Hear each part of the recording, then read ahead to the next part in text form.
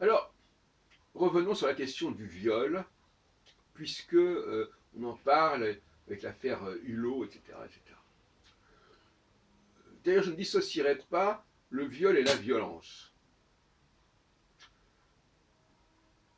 La mixité génère le viol et la violence. Voilà ce que je dis. Alors, il faudrait savoir ce qu'on veut.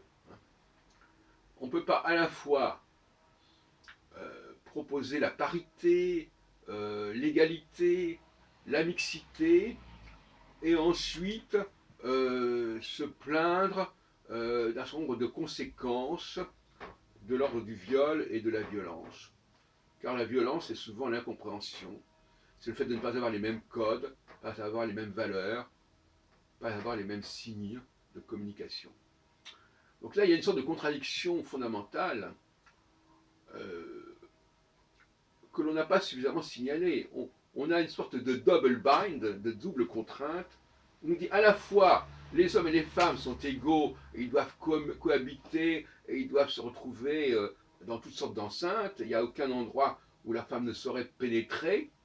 Et en même temps, on nous dit attention, il peut y avoir des problèmes de viol, des choses qui sont des rapports entre les différents sexes qui peuvent se poser, les rapports entre différentes religions qui peuvent se poser dans l'espace public, notamment la question d'une nuisance du bruit, de nuisance visuelle, même éventuellement, si on veut. Parce que, quelque part, des gens qui ne parlent pas comme vous, qui n'ont pas la même tête que vous, c'est une nuisance, je reconnais, c'est un fait. Il ne faut pas dire le contraire. Et on n'a pas à imposer constamment des nuisances à autrui, même si on n'y peut rien. Et à ce moment-là, il vaut mieux que les gens restent entre eux, entre gens qui se ressemblent à la fois physiquement, moralement et même sexuellement. Et donc là, une espèce de double bind qui est assez étrange, qui est assez incohérente. Alors comment dirais-je les choses? Je dirais que euh, quand on quand on accepte la mixité, quand on recherche la mixité, il faut en accepter les conséquences. C'est-à-dire, il faut accepter d'abord qu'on ne se comprend pas bien. Mixité veut dire incompréhension, par définition. Car des gens qui ont des codes différents, qui ont des modes de fonction différents, comment voudriez-vous qu'ils s'entendent parfaitement et immédiatement? Je ne parle même pas de gens qui ne parlent pas la même langue, qui n'ont pas les mêmes valeurs, etc. Donc, euh, il faut accepter qu'il y ait des problèmes de cohabitation et de coexistence, n'est-ce pas? Des malentendus, des malentendus. Et donc, par conséquent, la question du consentement. Est-ce que l'autre est favorable à moi, ou est-ce qu'au contraire, il m'est hostile à moi? Parfois, je peux croire que quelque chose est favorable, ne l'est pas, que quelqu'un qui est hostile ne l'est pas, que quelqu'un, etc., etc. Donc, cette mixité, elle est source d'un très grand nombre de malentendus, de quiproquos de toutes sortes, et elle en est le corollaire.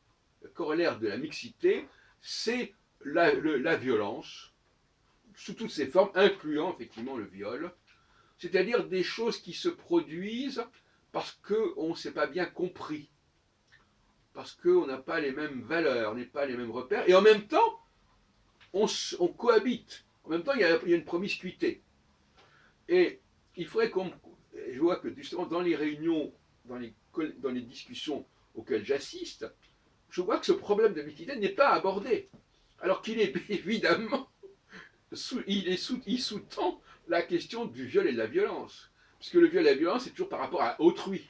Et qui est cet autrui, hein? C'est souvent un autrui qui n'est pas du même sexe, qui n'est pas forcément de la même religion, qui n'est pas forcément du même âge, etc. etc. Donc cette altérité de l'autre, eh bien, elle est justement source de viol, de violence, avec alors, le viol qui est en quelque sorte le fait d'avoir cru qu'on pouvait se rapprocher de l'autre alors que c'est pas vrai, ou la violence, à savoir qu'on a cru que l'autre était agressif alors que ça n'est pas forcément vrai non plus. Parce que, par exemple, les formes de politesse ne sont pas gérées de la même manière par tout le monde, et que, bon, alors il faut quand même raison garder dans ce domaine-là et se dire, bon, on sait très bien qu'on ne va pas forcément bien se comprendre. Et en ce sens-là, en effet, il faudrait prendre plus de précautions en se disant, qu'est-ce qui se passe? Quelle est l'intention de l'autre? Qu'est-ce qu'il me veut? Me veut-il du bien? Me veut-il du mal? Et jusqu'à quel point, etc., etc. Donc il faudrait que notre société, si elle veut vivre dans cette mixité des langues, des cultures, des sexes, des âges, eh bien que cette culture, elle prenne aussi l'habitude de prendre un certain nombre de précautions. Précautions. Est-ce que j'ai bien compris? Est-ce que c'est bien ça dont il s'agit, etc. Et alors je ne sais pas exactement ce que je peux proposer à ce sujet. Hein. Faut-il des médiateurs pour rendre compte de tout cela? En tout cas, il faudrait que la justice tienne compte de ces problèmes-là, de ces problèmes de difficulté à communiquer. Et qu'on en accepte les conséquences, parfois fâcheuses. Le prix à payer de la mixité, c'est la violence, de toute façon. C'est une certaine forme de violence, c'est se faire violence, c'est accepter des choses qu'on ne comprend pas, ou d'émettre des messages qu'on ne maîtrise pas, etc. etc. Donc, il faut que le droit tienne compte de cette mixité.